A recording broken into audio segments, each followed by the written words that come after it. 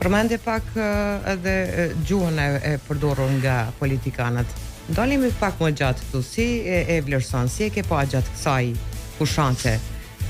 gjuha e politikanëve dhe fushata në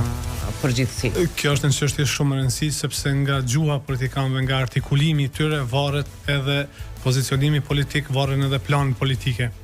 Kemi pa një gjuhë të varfër, të vobekt, një artikulim jo të duhur të nevojave të qytetarëve dhe të reagimit ndaj tyre. Kemi pa një tentim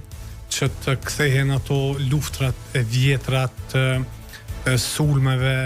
me kanë sulmuar këtu, me kanë sulmuar aty, pra një tentim që të përfitohen vota në bazë të viktimizimit, jo në bazë të planeve, edhe për këtë arsye nuk kemi pas një kandidat që ka sjellë ndonjë ekip. Pra, sepse në gjithë botën, edhe mandanin që e përmenda tash, ndoshta dikush mund të thotë është New York, por ne duhet të marrim modelet e mira, do të thotë nuk duhet që të shkojmë mbrapa, duhet të marrim modelet e mira. Dhe ai e prezantoi ekipin e tij. Ishte e qartë kush qëndronte prapa atij, kush ishte me të,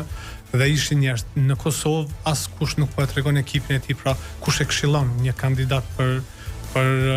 kryetar të komunës, sepse nëse fiton ai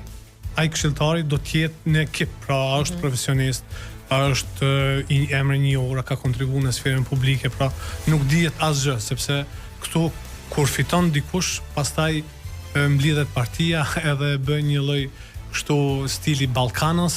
edhe dalin njerëz që kur nuk e kemi pa ose që nuk kanë kontribuar në fitoren e tij. Pra është një stil i vjetër, ajo çka po i mungon Kosovës është një model i ri politikës, një model bashkëkohor, një stil modern i cili do ta çonte përpara, do ta avanconte politikën, por si duket të gjithë politikanët janë në një zonë komforti, ju pëlqen kështu, ju konvenon, edhe tash në një aspekt paradoksal mbrojnë edhe njëri tjetrin, pra edhe pse janë kundërshtar,